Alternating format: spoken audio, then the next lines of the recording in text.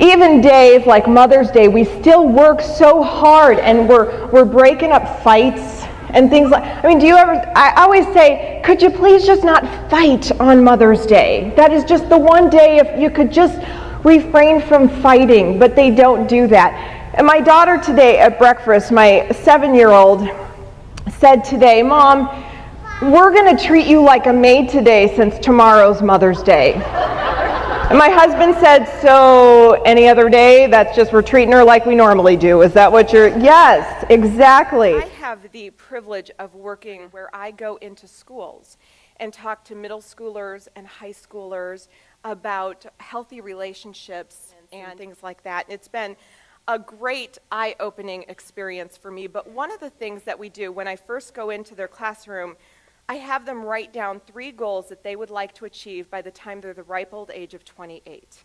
That's really old to middle schoolers and high schoolers. So 3 goals that they want to achieve by the time they're 28. And they write them down, and then we discuss them. And at the end of the day, I revisit those goals. And I say, life is like a hallway. And you are here in this hallway, and that's your future. Those are your goals at the end of the hallway. Now, what happens when we walk down a hallway like this? We're going to fall. We're going to run into things. We might not even make it to the end of the hallway because we can't see. That's like saying, I want it now. I want fulfillment now. I want to be satisfied now. That's what it's like. And then if we look to the end of our goal, for those middle schoolers and high schoolers, we're focusing on our goals. And when we focus here, we can actually achieve without. Now, will there be obstacles? Of course, but then we can maneuver the obstacles when our focus is here. Well, my question is, how many times have you been deeply wounded and somebody's come up to you and said, I have really damaged you. I am so sorry. And that just does not happen very often. So it is really hard, but we need to know how we're supposed to do this massive thing. And even little things should, offend us when they really shouldn't. Not too long ago, my husband and I were sitting at the dinner table with our 3 kids, and my daughter, Tessa, who was 5 at the time, just started to tell me how much she loved me by saying things like, I love you, Mommy, more than ice cream. I love you, Mommy, more than my stuffed animal. And then I know that's cute, isn't it? I hear, aw. And then my 8-year-old said, I love you, Mommy, more than my DS. I love you more than my TV.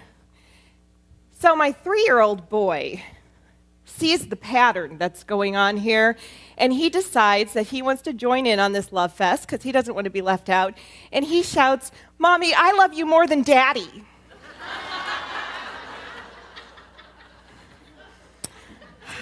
The love fest stopped right there. Who can tell me, if I were to say to you guys, you are incredibly valuable, what does that mean to you? When I say you are valuable. When I quit drinking, I experienced some physical withdrawals. Now, I was a daily drinker.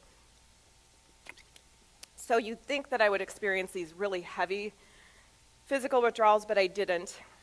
But they were strong. And I wasn't expecting them. I got sober on June 27th, which was a Wednesday. And then on the 4th of July, which was just 1 week later, we went to a party. Now, it wasn't one of those big bashes. It was just a bunch of families together. It was a lovely time. But I kid you not, every conversation was about drinking. Every single one. Not one person had something to say that didn't involve alcohol. It was crazy. And so I thought, okay, I'm just white-knuckling it here. I'm just trying to get through this party. And if I could just get some food in me, I would probably feel better. Does anyone have sugar? Sugar, I need sugar. I was thinking things like that. And somebody finally brought out this beautiful fruit bowl. And it was in this watermelon rind. It's gorgeous. And I started to dive in, and the person who brought out, this has been infused with rum! Yay! And so what if you made some bad choices like doing drugs? Could that limit your goals? That could stop you from achieving that med school dream. And so your choices have consequences. There is nothing like this book to get us through a day of small children. Am I right? Because I don't know about you. Yesterday, we had a very long day, and I laid down on the couch, and I said, as lovingly as possible, go outside. I need you to go outside right now, because I'm going to kill you. She is just so funny. But she took a backpack and she was going to run away, and she loaded everything that you might need to run away, like a handful of ponytail holders and a bunch of toys. And she may have had a couple outfits or two. I'm pretty sure there was no underwear in there because moms notice those kind of things. But she decided she was going to run away to our swing set in our backyard. And it was like 9 o'clock on a summer night, so it was kind of dark. And I said, Tessa, honey, I don't want you to run away, but if you feel this is something you must do, I just want you to know it's dark, and there might be some bugs, and it's kind of chilly out there. So without saying a word, she went and grabbed a jacket, a fly swatter, and headed out back. And our swing set, we have these massive spider webs and spiders that make these huge webs at night. They go from like our tree to the swing set.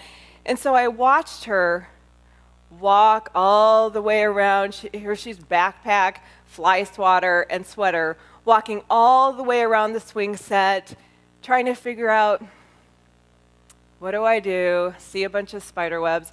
So she came back inside, and I said, so what's going on? I thought you were running away. And she said, I decided I'm just going to sleep here for tonight. And then I'm going to move in with Grandma.